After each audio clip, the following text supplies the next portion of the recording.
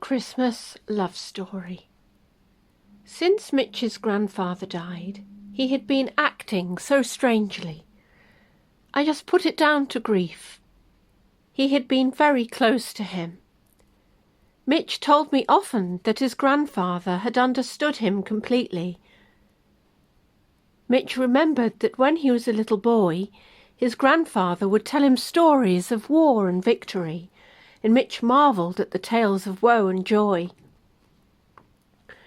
It wasn't until the summer Mitch and I had discussed living together. We had been a couple for 3 years now. I noticed after the funeral he seemed withdrawn, a little distant, not his usual cheery self. I hated seeing the man I love disappearing mentally from me. I understood it would take time for him to heal from his grief. On the off chance, we noticed a few flats in town. They were too small inside, though, a bit poky. My dream was to live in the lush, picturesque countryside, away from the hustle and bustle of fast-paced city life. To smell fresh country air instead of the petrol fumes from the cars that passed my window every day. I hadn't a choice, though, living in a rented council flat and with Mitch's job working in customer services at a call centre didn't pay enough for us to be able to fulfil the dream. With regret, I had to bring my thoughts back to reality. I decided to toddle off into the kitchen to make myself a hot mug of creamy cocoa with a dusting of cinnamon on top and a sprinkling of brown sugar. The finale, a squirt of frothy cream, pure indulgence. My job hunting was looking bleak again. Plenty of time to pursue hobbies in between.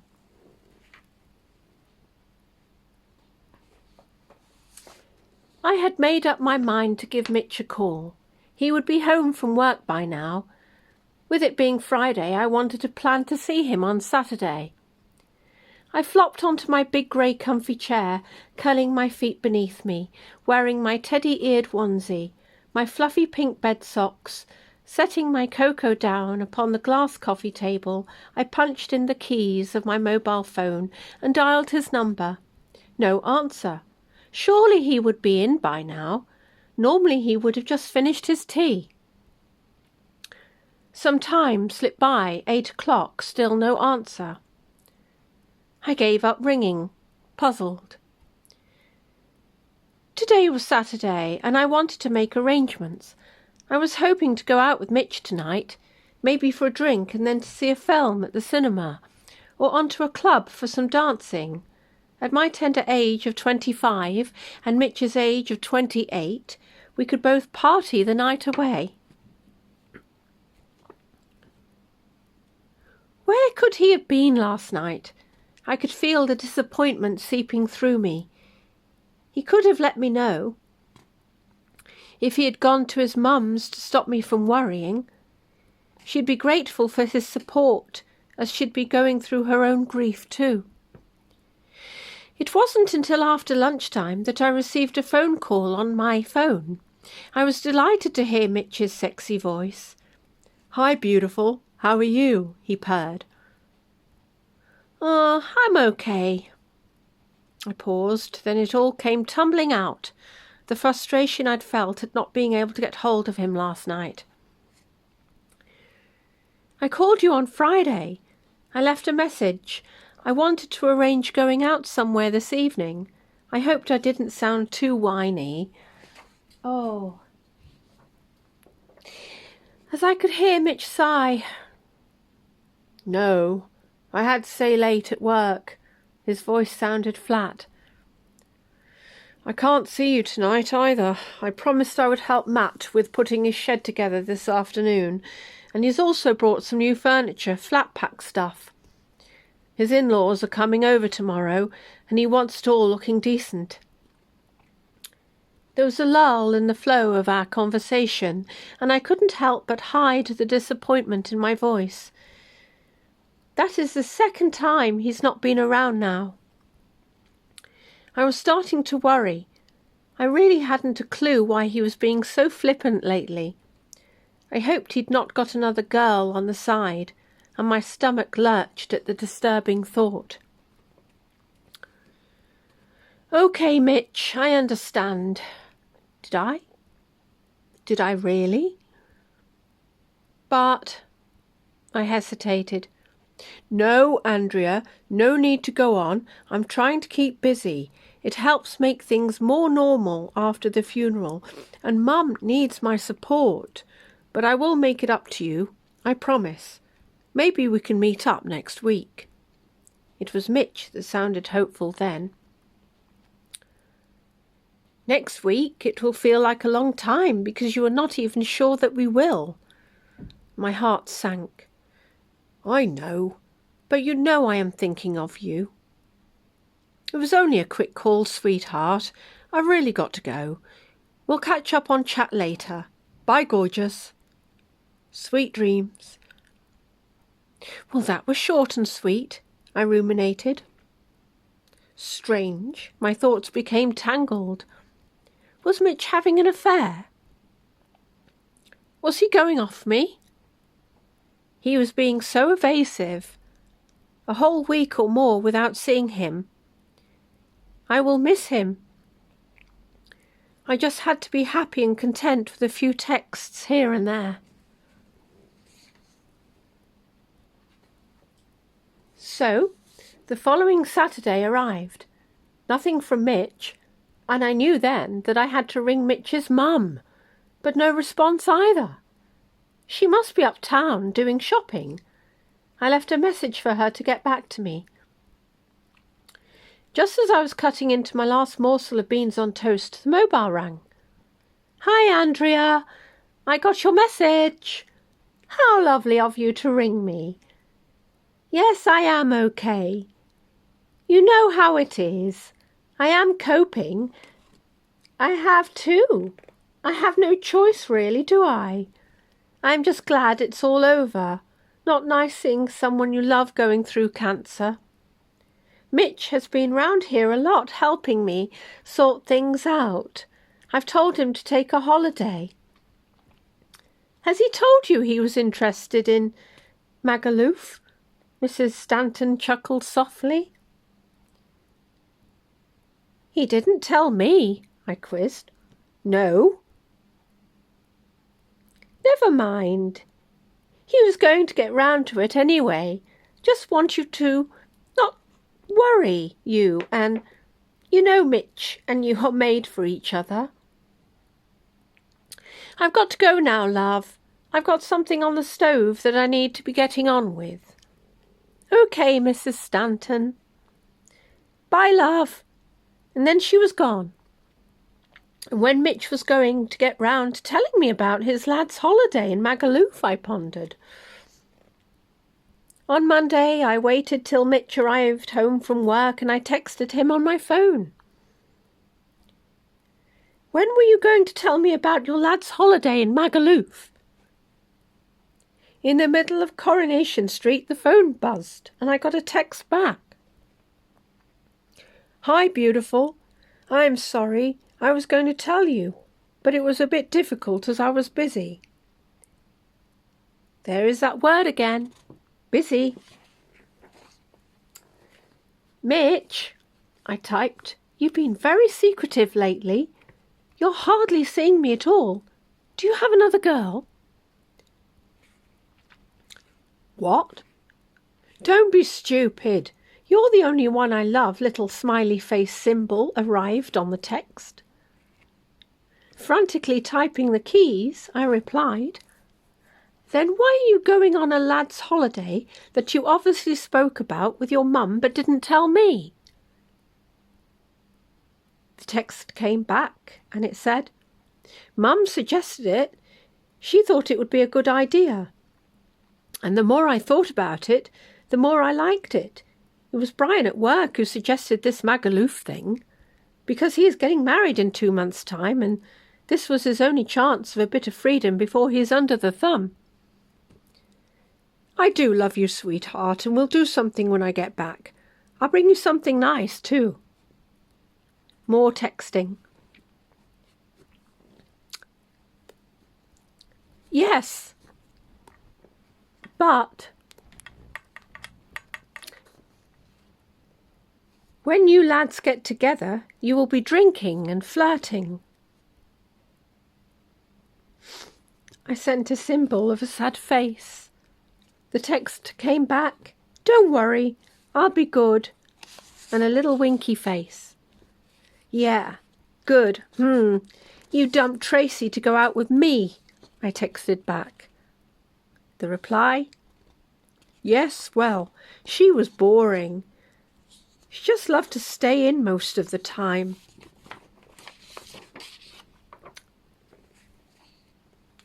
You're far more exciting, Andrea. I'll have to go now. I've got to start thinking about packing. I'm off tomorrow, and I'll see you when I get back. Dream about me. Kiss, kiss, kiss. The week passed slowly. At last I did get to see Mitch, and it had been a lovely evening. He did bring me something back from Magaluf. It was a bottle of perfume. We had enjoyed a very tasty Balti at our favourite Indian restaurant, the Blue Moon. It felt good to be back in his jovial company again.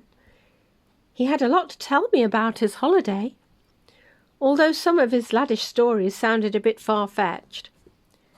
But by the sounds of it, poor Brian won't live it down that he had run through the street naked after a few too many pints of zombies. What a story that was! At last things were getting back to normal. December rolled around, and I was putting up the tree when the phone rang. "Hi, sexy. It's me. I'm coming round." Mitch sounded cheerful. "Okay," I smiled. "I've got a bottle of white wine in the fridge." I quickly hurried into my bedroom to get changed into my floaty red dress and strappy black high heels. A nice little squirt of the perfume Mitch had thoughtfully brought for me, and a touch of red lippy, and I was ready. It didn't seem to take too long for him to arrive here. The doorbell rang. I jumped up to answer it. As soon as I saw him standing there, all 5'9" of him, his gorgeous blue eyes twinkling down into my hazel ones, my heart melted at his cheeky smile. I flung my arms around his sturdy waist, and we kissed deeply beneath the mistletoe. Mitch walked through into the sitting room, and his gaze settled on the decorations I had put up. "It looks nice," he nodded. "Do you want to help me decorate the tree?" My enthusiasm rising. "Why not? Looks like you have some new ones." "Yes. Well, when I saw the little red glittery reindeers and little white polar bears and red hearts, I couldn't resist," I grinned. "Yes, the polar bears are cute," he chuckled. "Andrea, I've got a surprise this year. I thought we'd go away for Christmas to the Cotswolds. Mum's visiting her cousins up there." He reached inside the box to get some tinsel out, and he started to wrap it around the Christmas tree. Together we made a good job of it. The little Lego homemade fairy on top was the finishing touch. It was always a tradition in our parents' house, every Christmas. Mum lovingly had made a little pink dress for it, along with some golden wings. She gave it to me when I got my flat and had my first Christmas tree. I need to see Mum and Dad too. I will need to give them a call to arrange something. I think we could do with that wine now after decorating the tree, don't you? Yes, we'd better not get too drunk. We might fall on it. And we both laughed. It was going to be a lovely evening. The next morning I did a workout, filling my time before calling Mum and Dad. "Mum, how are you?" I beamed. "Oh, darling, it's wonderful to hear from you." "Mum, about Christmas?" I heard Dad in the background saying, "Is that Andrea?" "Yes, she's trying to make plans about Christmas," Mum called after him. "Oh, Mum, you took the words out of my mouth." I could feel a slight annoyance swelling up inside of me. "Yes, love. Are you ringing about Christmas?" "Yes, Mum," I sighed. "Mum, I need to see you and Dad before Christmas Day. Mitch has invited me to have Christmas in the Cotswolds. His mum is seeing her cousins up there." "Well, you see, love, it's funny that Mitch has decided to spend Christmas Day with you, because your dad and I have also made plans this year too. We thought we would have a Christmas break at Happy Holiday Lodge." "Oh, Mum, then you and Dad need to sort out something beforehand. It will feel strange not seeing you on Christmas Day this year." I heard Dad in the background again saying something about next week. "The week just before Christmas Day," Mum echoed back. "Yes, next week will be all right." Arrangements made, I felt a lot happier. It had been a delightful visit at Mum and Dad's. They always go to a lot of trouble at Christmas. They had decorated their house beautifully. They do insist, though, on having a real pine tree, and I'm forever picking the pine needles off my socks.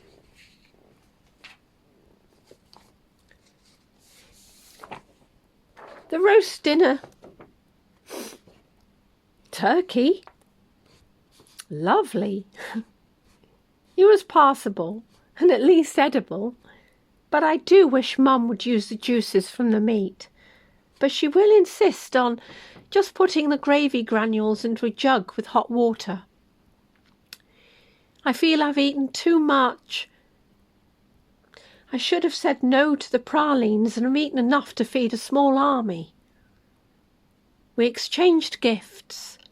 Mum and Dad had given me some nice new blue jeans and a cosy red parka to keep out the cold, and some good strong black leather walking boots.